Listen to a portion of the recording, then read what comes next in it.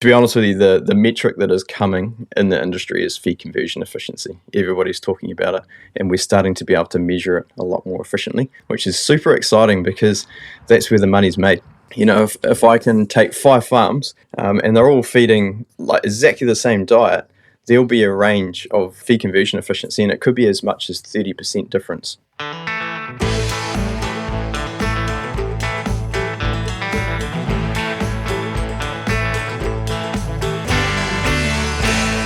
Welcome back to another episode of the Force of Nature podcast. Today I'm joined by Shaun Balemi from AgVance Nutrition and the MyCow App. Shaun has spent years helping farmers unlock the power of better nutrition to improve both performance and profitability on farm. In today's episode, we dive into what it really takes to feed cows better and the role of minerals and trace elements in herd health. We also talk about how data from milk and wearable technology can give farmers early warning signs, and how tools like the MyCow app are helping farmers make smarter, faster decisions every day when it comes to feeding their cows. So without further ado, let's get into it. How are you today, Shaun? Yeah, good, thanks, mate. I appreciate you having me on. No, it's a pleasure to have you on. So Shaun, what are some common mistakes that you do see when you're on farm when it comes to cow nutrition? It's interesting, Beast, because nutrition is tricky, and I take my hat off to the old farmer. He's got a lot going on. It's pretty it's not an easy game. It's we often talk about it being a bit of a hustle, but I reckon assumptions is probably the biggest mistake, because we have to make so many assumptions on farm. How much dry matter is actually in the paddock? Are we actually giving our cows 16 kilos, or are we giving them 18 kilos of dry matter? And even just looking at what's happening in the cow, like trying to make assumptions on cow behavior is, my cow's running to the paddock at the end of milking. Are they a bit unsettled in the shed? What's happening with milk data? Like, there's just so many things happening. It's very easy to make the wrong assumption, and so make a change, increase your protein in the feed to try and increase milk urea, or all those sort of things. There's a lot happening because we are feeding the rumen to feed the cow, and so just because we're seeing something happen in the cow doesn't mean that it's directly happening in the rumen, if that makes sense. So I guess the biggest mistakes, like all of us, when we've got multiple spinning plates, is eventually one or two drop, because there's so much going on. Yeah, and I suppose with feeding cows or any sort of livestock, there are so many sources of feed that can go into a system. But if we look at dairy, there's probably a few more options than the typical livestock farmer. So there are a lot of spinning plates. Do you find farmers find that hard to juggle, or find it hard to understand what actually feeds the rumen well? Yeah, our knowledge in nutrition, based around pasture feeding and using the right supplements in the right space, is growing. There's it historically has been really just get as much grass into the cow as you can to try and make as much milk as you can. Now we're taking a lot of research from overseas and a lot of internal research as well, and starting to look at starches and using how we use palm kernel strategically, and how we use proteins and different things to actually really get a bit more grunt in the rumen. So although there is, I'm talking more dairy because that is my space, but even if we're looking, with deer and other species, we are starting to use more of these supplements strategically. But again, our knowledge is still growing, and so there is a lot of gaps there where, what does fat percentage in the milk mean, for instance? It's not easy to read a lot of these signals, because we probably don't have the same level of nutritional knowledge in New Zealand like the US or like Europe does, because they're making diet calculations on the daily. Yeah, I think people tend to not look at what's happening overseas, and it's particularly in feeding cows well, and not take the good from that. Do you see that the farmers that you're working with are actually genuinely interested in what's happening overseas in terms of how to actually feed a cow a really good diet? Yes and no. It's tricky, because unless you're looking at Ireland or the UK, we're generally comparing against TMR, or total mixed ration diets, which are generally a lot drier. So they're usually maize silage based diets. The cows are not having to process the same amount of crude protein and the same amount of water that our cows have to. And so it is hard to look overseas and say, they're using, let's say they're using amino acid balancing in their nutrition programs. We should be doing that. It's like, well, Yeah, we could, but we don't always have enough information on what's happening in the grass to make really good decisions. So there is definitely information overseas that we can adapt, but there is a lot of trial and error with that process, which I really enjoy. So we're playing around with betaine at the moment as a methyl donor and trying to boost liver performance, and we're seeing reductions in retained fetal membranes. So yeah, some of that is all adapted from overseas research, but it's a prickly pear. Like you sort of you hold it very lightly if you know what I mean. Yeah, yeah. No, that's awesome. So when it comes to feeding, well, let's focus on cows. Well, what are the fundamentals that farmers sometimes overlook? With feeding dairy cows, probably one of the main ones I see is again how important consistency is, diet consistency. And I know it sounds really boring, and you'd say what makes a great leader is doing the same thing every single day.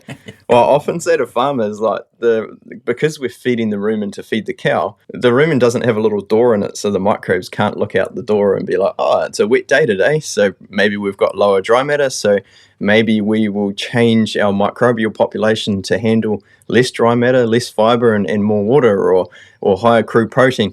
So the rumen can't see what's coming at it, and so it simply adapts to what it's been fed, if that makes sense.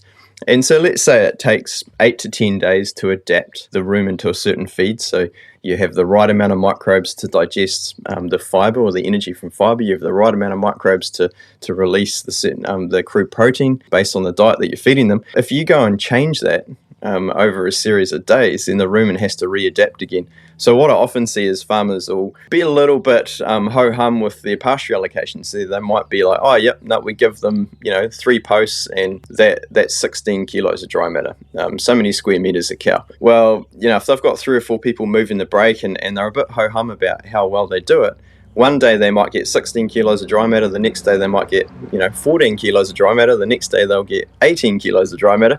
Well, the rumen might be adapted perfectly for 16 kilos of dry matter. So it's got the right microbial composition, it's got the right number of microbes, enough grunt to digest 16. So it doesn't do a very good job when it's fed 14, and it doesn't do a very good job when it's fed 18. It only does a really good job when it's fed 16, if that makes sense. And so consistency, if you can work your system to allocate feed consistently, you will always get more milk. You will always get better feed conversion efficiency. And that's probably one of the, like I say, it's just super boring, but that's probably one of the biggest things I focus on with farmers is how do we make sure that we're allocating feed super consistently.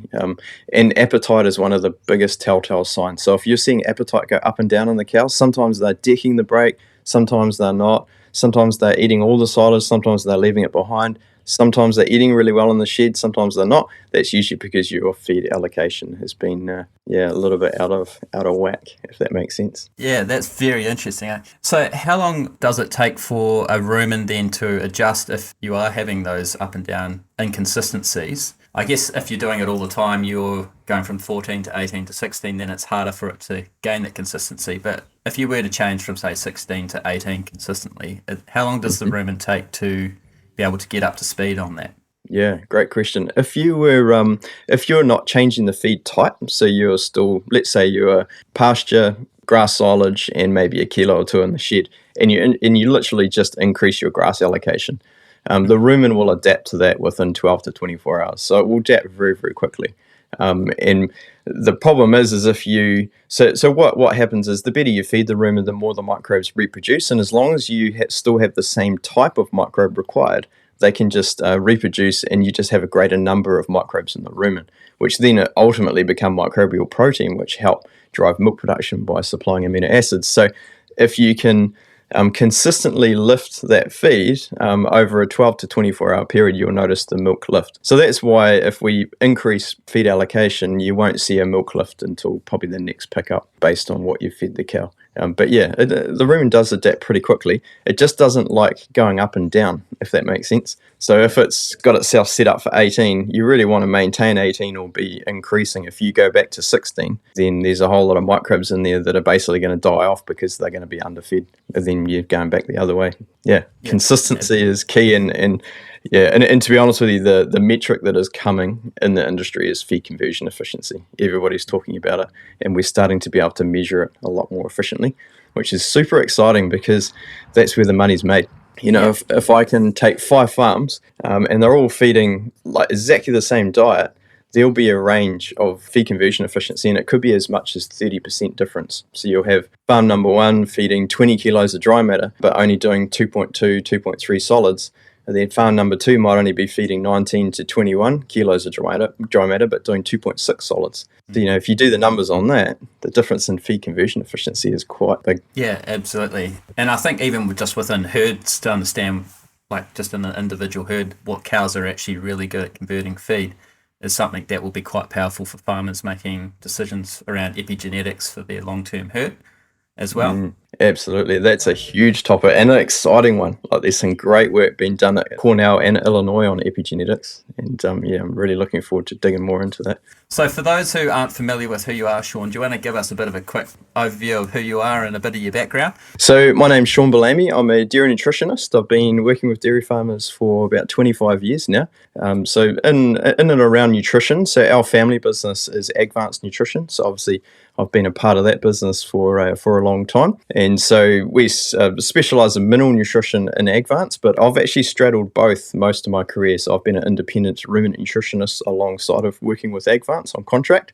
And so I work directly with a lot of farmers around helping them with feed nutrition and just overall farm management for animal health and performance, basically. I love it. It's been a labour of love. So it's such a cool industry. Like, working with farmers, there's nothing better. I wouldn't survive in town very long, that's for sure. That's awesome. What made you decide that you wanted to go down this path of ruminant nutrition? Oh, I was born into it. I was born on a dairy farm, and I just love farming. Every school holiday I was always out on my uncle's farm, and so and with obviously Dad owning AgVance and sort of growing up in that space, I naturally moved towards farming, and ruminant nutrition always interests me around like where can we get the best bang for buck in terms of our cows? And I have done a lot of work with soils as well, and I do really enjoy balancing soils to grow grass, but I particularly enjoy feed nutrition because there's a lot to learn in that space. And there's a lot to gain, I think, still for our New Zealand industry. Totally. So for a farmer listening who's wanting to improve their herd nutrition, what's kind of the first step that you would think they should take to approach that? It's a good question. I have given a little bit of thought, but I think testing is probably the first place I'd start, to be honest with you. It's tricky because, first thing most people would say is just, get a qualified ruminant nutritionist on farm and away you go. It's not quite that simple because farms are really complex, and you got to get the right professional for your feeding system. If you're an all grass system, well, really what you're working on is the soil to have better quality feed or a better balanced feed, which is then helping the nutrition of your cows. So rather than just get a ruminant nutritionist, qualified ruminant nutritionist on farm, I think doing some herbage testing or feed testing right across the board so that you have some really good numbers. Probably bringing in the appropriate ag professional, whether it be a trained dairy nutritionist, your vet, or your consultants, and then start digging through who knows what about your numbers and what's happening on your farm around what you're feeding, what your feed tests are telling you.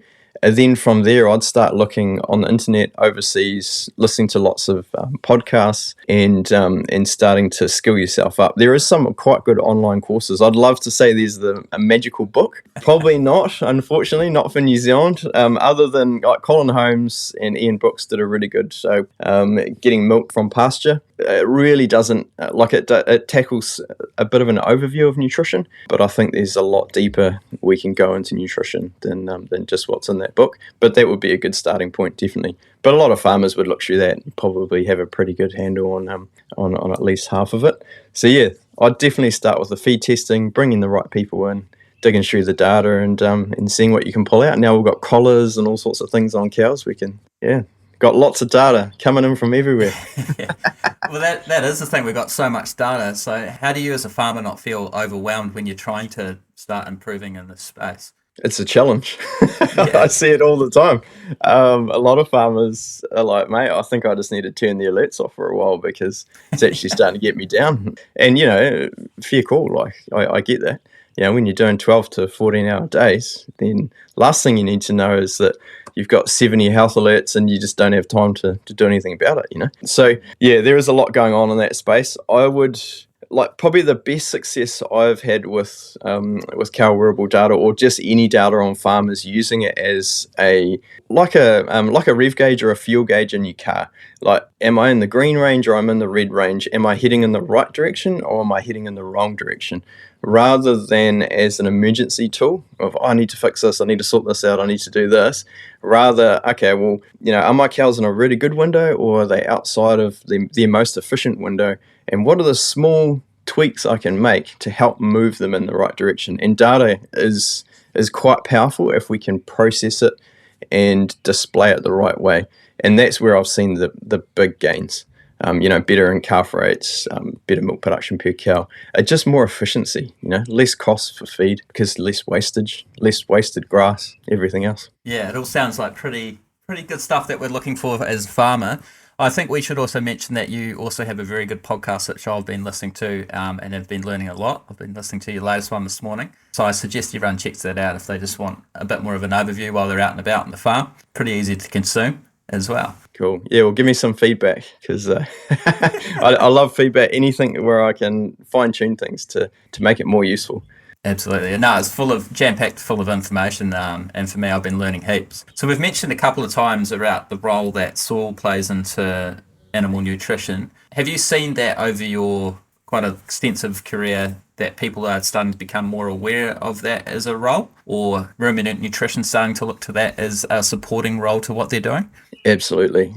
I think farmers are just loving the fact that there's been so much growth in the area of good soil health and soil nutrition. When I first started in the South Island, which is 15 years ago, I was a qualified ruminant nutritionist, but I ended up just doing all soil work because I'm like, I can't, in good conscience, charge you to come onto the farm as a consultant and give you advice around, the 2 or 3 kilos of in-shed feed that you're feeding when you're only growing 14 tonne in the paddock, where I know these soils should be doing 16 to 18.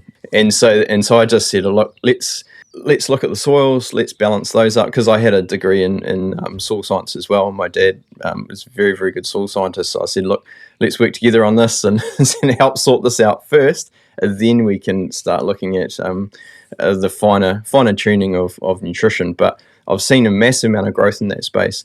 End caps have come in, farmers have said, okay, well, we can't lean so much on nitrogen now. How do we grow really good quality feed, but also keep the tonnage coming through? Because we can't feed these cows thin air. So we've got to be feeding them something. But yeah, I'm super excited. You could answer this question better than I could, but the links between soil and nutrition and cow health and performance are massive. And super exciting. Like I don't think, like I've been surprised the last 5 years as to how big a gains we can make on farm. And I don't know whether the whole industry is actually aware of how big a gains we potentially can make by getting a lot of this stuff right. And so, and that's, to be honest with you, that's a big part of the podcast really, is to try and interview farmers and show people what's happening out there, because there's some amazing stuff happening. Oh, I totally agree. There's some guys doing some incredible stuff all over the place, to be honest, in New Zealand, and it's how do we get those stories out and share, and because they're more than likely happy to share their experience and what worked and what hasn't as well, and farmers love learning from each other, boots on the ground. And yeah, I think it's just a great thing that you are doing, is sharing what these farmers are doing across different parts of the country and what successes they are having. Well, we're both doing it. I love it. Yeah. One thing that people seem to struggle with, particularly in dairy, is around reproduction. Well, how do you set up your nutrition so that you can actually be successful in that space? Oh man, how much time have you got? Yeah. That is literally $1 million question. Yeah, I know. Yeah, it's awesome. I'd probably start by saying, if you go after really good balance and consistency in the diet, you will by default do better milk production and get more cows and calf. So, it's like, I guess it's like with your kids, when you're parenting 3 and 4 year olds, it's carnage. But if you can just get some good boundaries in place so that they feel safe and secure and some good consistency in the home, everything else starts lining up. And I reckon nutrition is like that.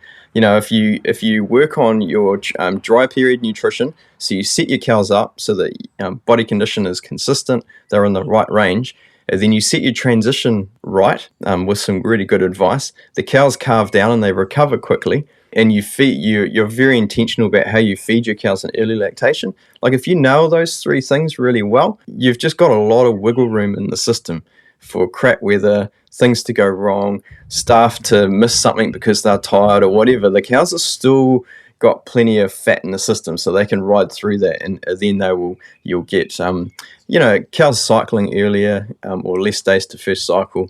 And then they just get in calf better, and of course then it's keeping them in calf too. So there's a lot of boxes you need to tick along the way, but I would say if you set things up really well and you really go after that consistency, putting good processes in place around feeding, that will make a significant difference. And then from there, you're kind of looking for any gaps in the system. So you're looking for big shifts in milk components, so big shifts in fat percentage, protein percentage, big shifts in milk urea. So anything that tells you that there's inconsistency. So it's like driving your car, if you feel a bump or a funny noise, you're like, oh, I might pull over and check that out. Exactly the same with the cows. You're just watching the data to look for anything different, anything that doesn't look consistent.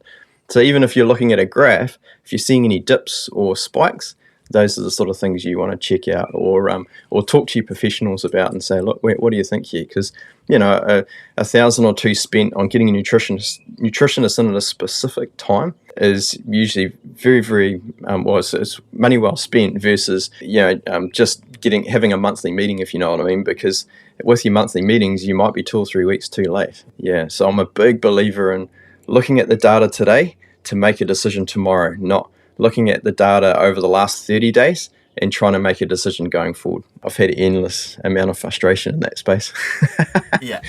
Do you think there's a really key point in that is that transition period, say if you're coming off winter crop? Because that seems to be a struggle, and I think that's where that consistency, because you are changing what's happening in the rumen quite significantly. Yeah. What is the best approach to there, or is that quite context specific? Yeah. So these questions, I'm like, oh, how do I break this down to a way will work for everyone? It's pretty hard. It is very like feed specific, system specific, and even area specific as well. Based on what sort of grass you're coming into in the spring, that sort of thing. But I would say this to say that the more extreme the diet change from the dry period into the transition, the longer your transition needs to be. So that's probably one thing to tick off. So let's say you're going from a fodder beet diet where the cows are just wintering on fodder beet, they're on fodder beet the whole dry period. And then you bring into transition period, you'd be aiming for at least 21 days, but probably ideally 28-day transition. And so a lot of guys are like, what? There's no way I'm bringing the cows home 28 days before they calve. Like, you've lost your marbles. So usually what happens there is we will use, you can even use kale as a transition crop, but ideally having a bit of grass or a bit of maize silage up at the runoff so that you can start getting them off the fodder beet 28 days before they calve. And if you're that 28 days before they calve, you've got a week while you're working them off the fodder beet slowly onto the silage, and then you've got them on grass and silage 3 weeks solid before they calve, then that's quite a good solution. And a lot of guys are still trucking them home, 14 to 18 days before they calve, but they've already had a week and a half transitioning up at the runoff. And man, does that make like a difference in terms of liver performance. And you could do a whole podcast on the liver.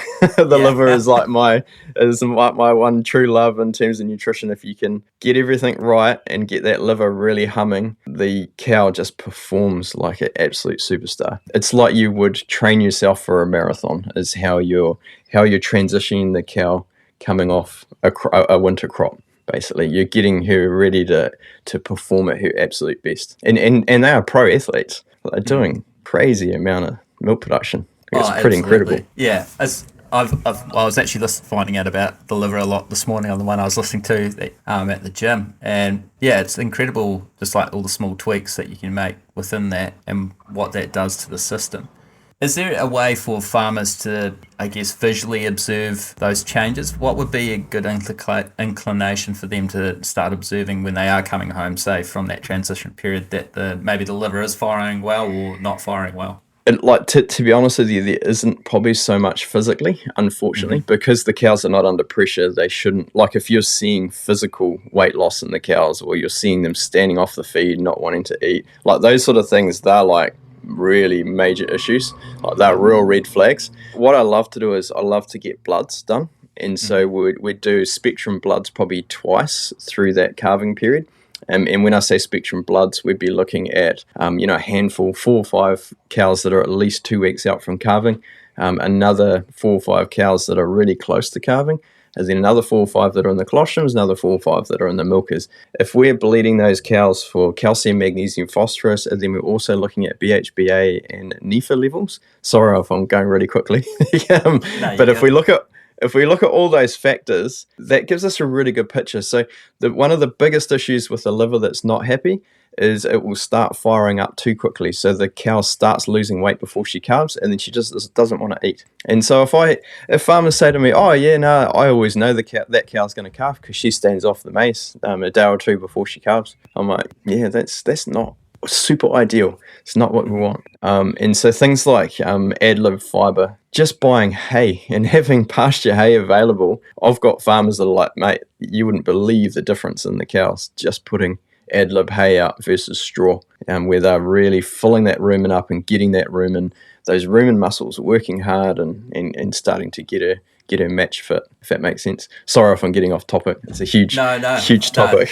That's a great point. So you think hay is a lot better than the ad-lib straw, which is probably a bit more common from what I see with my farmers? Absolutely. The thing with straw I find is some cows love it and some cows don't. So you get a lot more disparity between intake, whereas hay, just about every cow loves hay. And if a cow's feeling a bit upset and she's a bit down in the mouth, she's been pushed around a bit, she'll go and eat hay, and it's the best thing for her. It fills her up, makes her nice and warm when it's quite cold, and it gets her eating again. And then she will start competing again with those other cows because she's feeling good rather than getting pushed off the feed all the time. So yeah, hay is, I can't stress, like all my nutrition guys, I'm like, right, if you can find some hay, let's get it, tuck it away. Because we feed it a lot with with our transition cows, a bit over the winter, and sometimes with like we always in the colostrums have hay available because some cows they just sulk, and especially the young cows, not just standing eating hay, they won't eat anything else for the first 6 to 8 hours. Then they come right, then they're good as gold. So that is definitely one little thing that I do. All my guys will tell you I love hay. and we grow heaps of it in Canterbury, so it's actually relatively easy to get. Yeah, and the quality is probably generally pretty good. Do you see here? Yeah. Absolutely. And the quality is probably not absolutely essential either. Yeah. Like compared to straw, the hard thing with straw is it is quite scratchy, so young cows don't particularly like it. It's just not as palatable. And it's usually pretty similar price to hay anyway. Maybe a little bit cheaper. Yeah, well, if everyone starts going after the hay, then that might change. Yeah, we'll see what happens with bale grazing over the winter. That could change the game a bit. So, man, that's pretty cool. I quite like the bale grazing systems. It's looking like it does stack up if you can make it, like the area work. Mm-hmm. I just feel like it sets the cows up quite well coming out of winter, and also the soil as well. So if it financially stacks up as what they think it does at the moment, I think it's a cool opportunity for farmers to trial, even if they just do it for a little, not on one paddock, not even the whole commitment for a winter. No, it definitely intrigues me, especially from a soil nutrition point of view, because cropping is, like, I guess it's hard because a lot of the time we've been farming on stones, especially these raw runoffs, and mate, you crop them for 5-8 years and man, you can build some topsoil real quick, which is amazing. But once you get a decent soil resource there, it's pretty hard to protect it with intensive cropping, in my opinion anyway. I agree. So if we bring it back to the data and the technology piece, what do you see as the opportunity or what is coming in that space for farmers here to help make better decisions? Yeah, good question. Again, a really big question, but you touched on it before. There is quite a bit of data fatigue now because there is so much data getting fired at farmers. But if we can process it, and the opportunity is now we have so much data, if we can process it really well, or first off, make sure it's really accurate, so validate that data, which the companies, sensor tech companies and other companies are doing a pretty good job of, I think. So we got that validation data coming through, and then displaying it in a way that you can basically grab some practical insights or some actionable solutions within probably 10 to 15 seconds, ideally 20 seconds. It's probably about the max. Like if a farmer has to sit down and really analyze, like spend 15 minutes or half an hour really analyzing that data to try and figure out what to do with it, it's just not, I just don't think it's tenable or usable. So we've been working on sucking in that data every day, so it's instant, or it's real-time data, which is really important. No point looking at retrospect data, in my opinion, especially not in early lactation, because every week things are changing pretty dramatically. And then having some, are you in the green range, yellow range, or red range, and what do I need to change? Do I need to increase wheat by a kilo and decrease palm kernel, or do I need to introduce half a kilo of protein, soy meal, or whatever, or do I need to look at my pre-grazing residual? Am I starting to sneak into 2750s and the cows are just processing way too much water? There's just not enough physical substance in the diet. All those little things. By reading the data, you can make those little tweaks and kind of keep yourself on track, I guess you could say. And if you do get a little bit out of balance, you can bring it back in pretty quickly without losing cow condition, milk production, or repro performance. Because the cows do give you a lot of grace, but if you leave it a few weeks and things have gone backwards, you will be playing catch up. So with this sheer amount of data that we got, do you think we're getting to the point where we can be more proactive rather than reactive going forward and actually make those changes to our feeding? Absolutely. Probably the biggest hurdle I see at the moment is interpreting that data correctly. Yeah. And we are all learning in that space, me included, big time. Yeah. And so, what is a good range for rumination minutes? And now we're learning that smaller cows with collars are measuring lower rumination minutes than larger cows. But if we put a bolus in the rumen, we're getting a lot more consistent rumination. So there's a lot of variances between farms that we're trying to figure out. And so the consensus is now that we need a bit of a baseline of rumination minutes for each farm. And that's the target. That's what we need to work on, is that baseline, not the magical 450 rumination minutes or 500 rumination minutes. Because, I'll see farms with really large Friesian herds putting quite a bit of starch in, and they're ruminating over 600 minutes. And only a kilometre away, they're only ruminating at 450 on a pasture-based diet, which you'd think would be the opposite because it's higher fibre and everything else. But, there's a lot of nuances is probably what I'm trying to say between farms. So one of the big pitfalls with data is now we've got a lot of data, which is a great powerful tool, is being able to interpret that really well. And I think the key, and this is my personal opinion, but I think the key is that we need a way of aggregating all the data so that we are seeing everything in 4D, and we can use how's the rumination, eating, milk, fat and protein percentage, and our pre-grazing residual. Like, we can use all those data points and our body condition score change, if you're using herd eye or something like that. We can use all those data points and basically to give us a really well-rounded picture of what's happening in the cow. Because I have seen a few issues where farmers or even professionals are chasing one number. So they're like, we can't really use 80 minutes, but inaccurate, which is fair. It can be a bit inaccurate.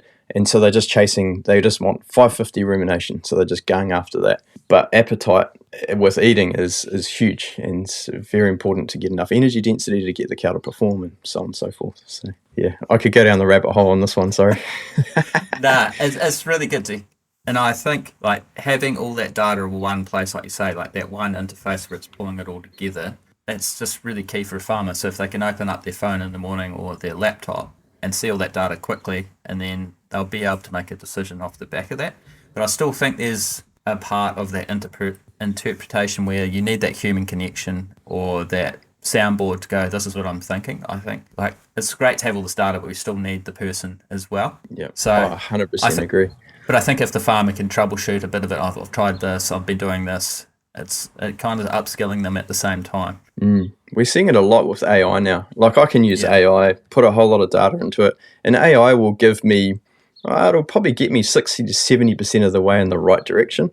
And then I can be like, okay, well, with what AI is telling me and what my data looks like, it looks like maybe we have a bit of rumen instability because, fat percentage is doing this, rumination, eating is doing this.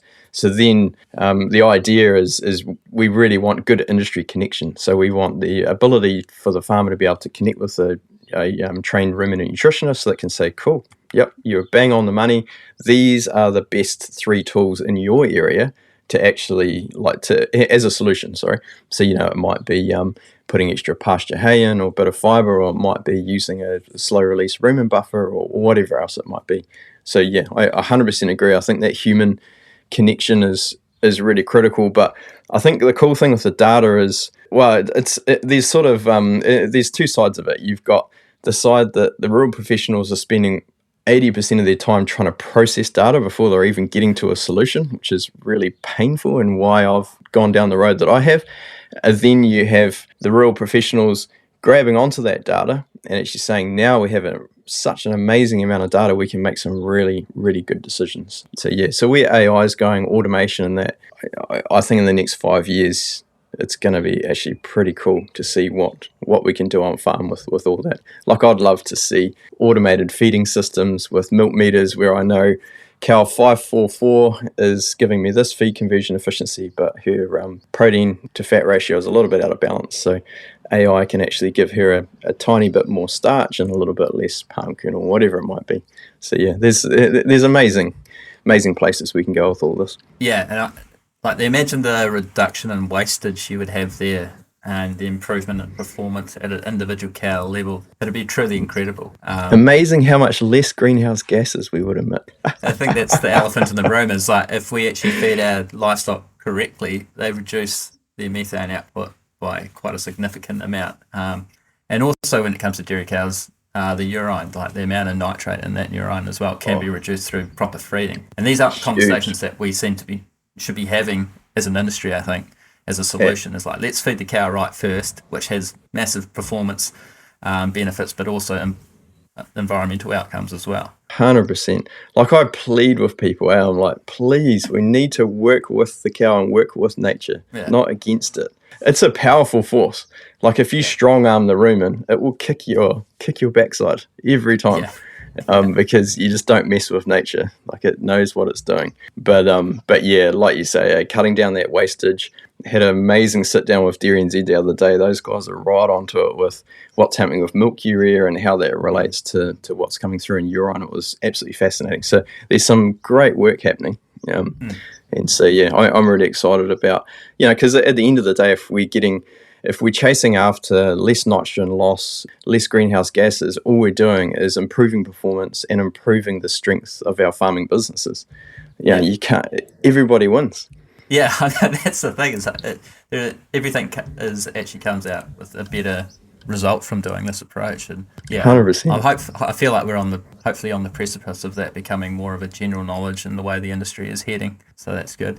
So you have been developing something in terms of the data piece and trying to solve that and making it quite easy with the MyCow app. Do you want to explain that to the listeners? Yeah, like it's not rocket science, to be honest with you. It's just a very basic app that has a traffic light system like a reef gauge. The needle's either in the green, yellow or red range, so it looks at milk data. It will look at all your cow wearable data, health alerts, rumination, eating, temperature. And then it also brings in all your farm data. So, your pasture growth, pre-grazing, post-grazing, and your diet statistics. And then eventually we'll be bringing in all your feed data as well. So it should, basically, all it does is it gives the farmer a very quick, like I say, a 15-second dashboard rundown of, yep, I'm all in the green range for all my key indicators, I'm good. Or, whoops, one is a little bit in the yellow or the red range.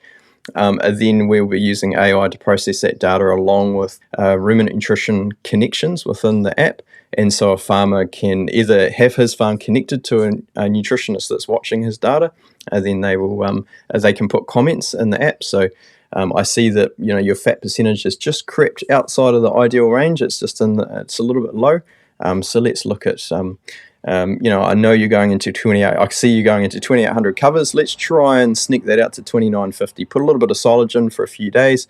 Try and sneak that pre-grazing up, and that should bring that fat percentage back into the green range again. So simple, ideally taking lots of complex data, making it super simple. Then ideally we'll use AI to give some really basic oversights. So like I say, if the farmer wakes up in the morning, he's getting the cows in or whatever, they can quickly open the app, know within 15 seconds of where they're sitting, and are they on target, off target in terms of milk production, and a whole lot of other factors. And yeah, the biggest question I get asked from farmers is how do we read our milk data and our rumination data and actually use it to tell us whether we are doing the right thing or the wrong thing in terms of supplementing our cows, because it's a maze of information out there in terms of, should I be using a 50% palm kernel DDG blend in early lactation because the cows will eat more in the shed? I'm like, yes and no. Like, it all depends on what's happening with the grass. Some years DDG is quite useful, some years not. How protein works. Like, yeah, it's hard because it's so complicated. So we're trying to simplify it with the app. And so it's been a labour of love for a while, but we have got it out on farm now in its pilot phase. So over the next probably 3 to 6 months, it's going to develop a lot.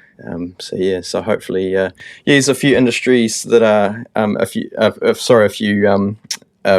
people in the industry that are watching it pretty closely. And I have had one comment that if I can pull it off, I'll get a knighthood. So, which I don't know whether that's a good thing because it tells me how hard it is. Yeah. but we'll see what happens. So, yeah. Oh, it's a fantastic app. Like, from what you've showed me, I can read that, and I'm not that well across reading the milk data myself. So for me to be able to quickly look at that and actually understand it is quite an ode to how much work you've put into it. And I think that will make it easy for farmers as well, because they can just quickly open that up and see whether they're in the red or the green, and it's pretty obvious that something needs to change if you're in the red. So it's quite cool to see. Would you utilise that or what you're seeing in the app to almost maybe do a trigger for something, say, like blood tests, if you consistently you've played around with your feed and then there's something that's just still not shifting? Yeah, for sure. Definitely digging deeper to get more information.